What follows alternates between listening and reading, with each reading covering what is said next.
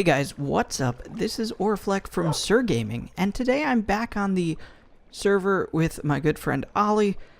Now this isn't part of that series, but I wanted to update you on a few of the changes that have happened. So as you can see right here behind me, I've got a new house, and then right there next to me, Ollie's got a new house. So he went for some kind of modern kind of looking thing, and then I had this idea in my head. Not exactly sure what it's called. I want to say it's like a Tudor Style English home.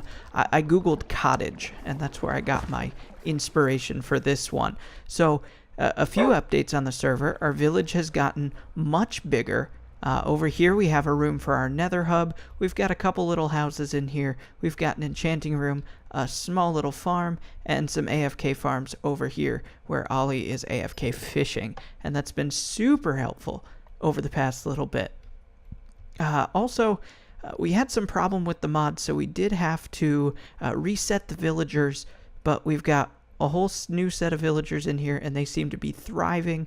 And then right over here, we've built ourselves a community mob spawner, and that's really useful for getting some mob drops, getting some experience, and stuff like that. Now, the other thing that you might have noticed is that I've installed a resource pack. This resource pack is called, I think it's Willcraft, and I'm going to give you a link in the description if you want to download this one for yourself. It's an HD sort of realistic kind of thing, has some really nice skies, and really I love the way it looks on these leaves and on these other textures. So I want to show you the concepts of how I built this house. I'll give you a real quick tour, and then I'm going to give you kind of an idea of what to expect when you're building. Here we've got a nice little kitchen. I'm going to go out the back door first. Right here we've got a nice little garden, little statue, and some water and flowers, and it's a nice overgrown house. Let me show you a shot from out here. It's got some vines coming down and a nice big chimney sticking up, and then it's got this nice little wood frame with clay texture. So we'll go back inside, and here we've got our nice little kitchen with some furnaces, a little sink, and a cutting board, some cabinets up there. Right here in our living room, we've got a oh-so-wonderful fireplace. Then I'll show you the basement. This is real basic storage. Just got kind of a trash bin over here, some furnaces, and a really kind of cool design on the walls, and a whole bunch of storage. If we head right back up here, now we can go on upstairs.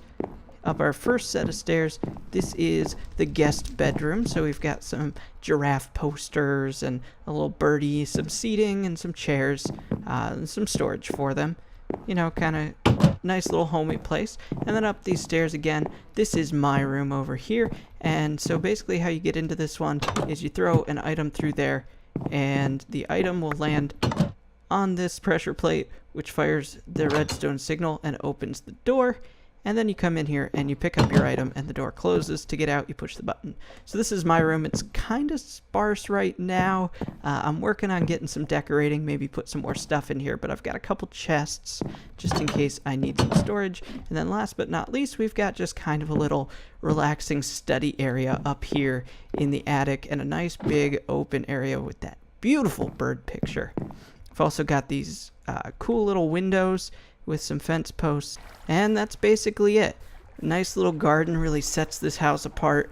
All the green really contrasts well with those logs. So now you're thinking, I want to know how to build something like this. Well, I'm glad you asked. So I'm over here in my creative world with all the lovely slime hopping around. That's probably a really horrendous sound. I apologize for that, but here's our basic palettes. We've got a lot of dark oak wood. I suppose you could use spruce and it would look pretty well too, but if you can find a dark oak forest, it'll really do very well for you. The other thing is this white hardened clay, which may be kind of hard to come by, and so I hope that you can find that. And so here's our palette right there. You can see my test version of the house back there. And so let me just show you the basics of how I built this. Now, the way these houses are, they are tall and they are thin. So each floor is going to be basically 4 blocks like that, and then you want to count 3 and then another one over like so.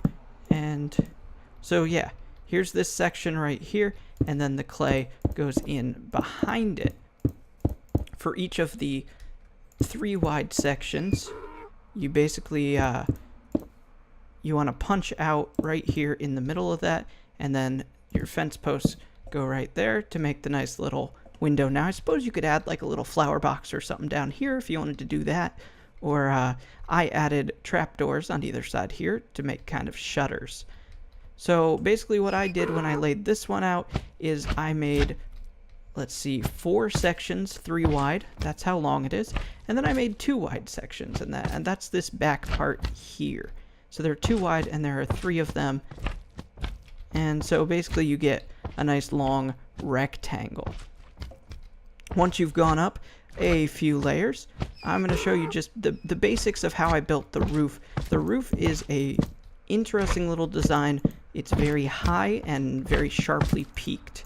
And so basically you need your steps, you need your slabs, and you need the full blocks. So we're going to grab all of those. So basically here's how you're going to start it. You're going to have a block here, and then the next one would be an upside down staircase, but since there's a block already there, we'll go with our planks. I know they're spruce wood. Shh, it's okay. So then we have one of those, upside down stairs, planks, and then right side up stairs. That's basically the pattern. Right side up, upside down, planks. Right side up, upside down, planks. And we're going to go ahead and do the same thing on this side. The next one's upside down, but there's a log there, so we'll just skip that right like that.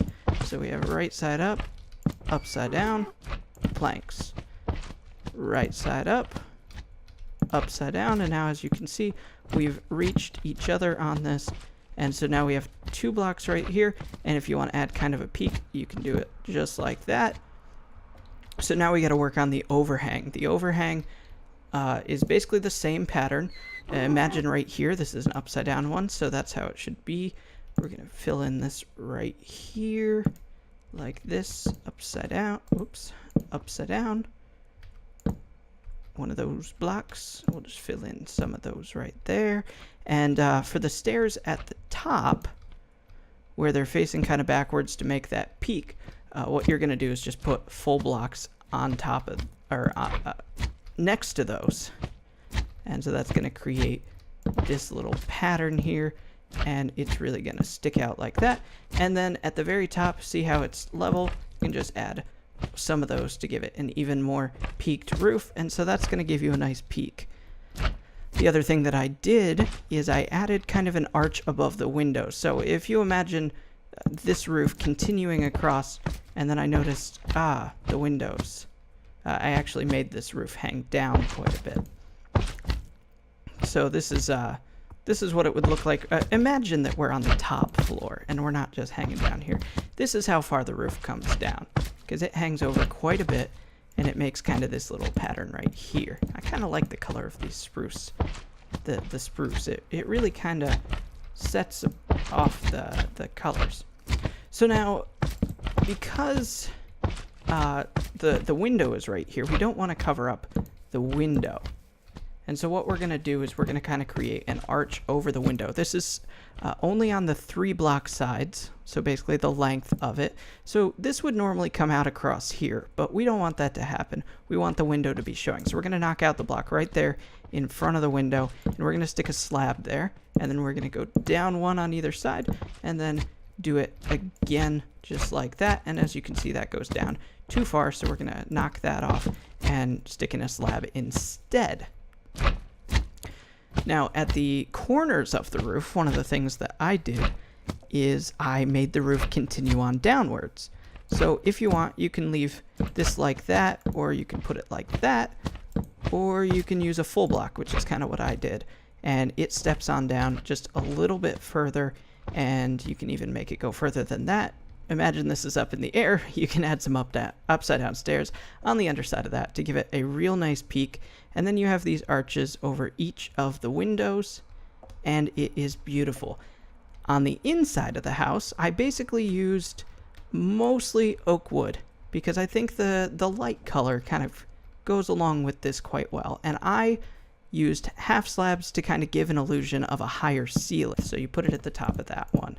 just like that. You have nice high ceilings, and it sets the mood very well. And you can also do this in the floor, and I use half slabs for a very specific purpose. In the troll server, what I did is, you saw I had a fireplace, and this is a neat little trick using netherrack, and you can have your floor basically go into the ground one, just like that. And so then when you take out your bricks or whatever you're going to use, oh, I have bricks, whatever you're going to use, we'll set this in the floor just a little bit. So when you take out your bricks or whatever you're going to use for your fireplace, they kind of stick up just a little bit, and it helps really draw your attention into the fireplace. You can stick a piece of netherrack in there, maybe one down, so that you can light it on fire. Now, I will warn you, you should probably have your fire spread turned off if you're going to be building this fireplace, because it will burn down the entire house. I mean, except for the clay. But so you need to make sure that your fire spread is turned off. I don't think it is on this world, so we may have a problem here. But yeah, that's basically it. Oh no, not netherrack. I didn't want to do that. I basically built kind of a little fireplace just like that, and then the nice little recess. You can make it a lot bigger. Oh goodness, fire spread is okay. We're gonna put that out. The nice little recess helps draw your eye to that. Now I want to show you my design for the basement. Now I'm going to do it in the overworld because it's a really basic design. It's really simple. So you're going to need stone brick stairs, and some more of those wood planks. And so basically you're going to make yourself your basement, the walls. You're going to start with a layer of stone bricks, and then you're going to go around with a layer of stone brick stairs. And basically what that does is it leaves the corners kind of exposed, and it's a really cool effect. I really like this one. And then you'll put another layer up above that of stone bricks, or you can just leave this out.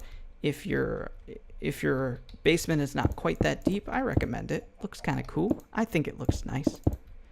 Yeah, just like this.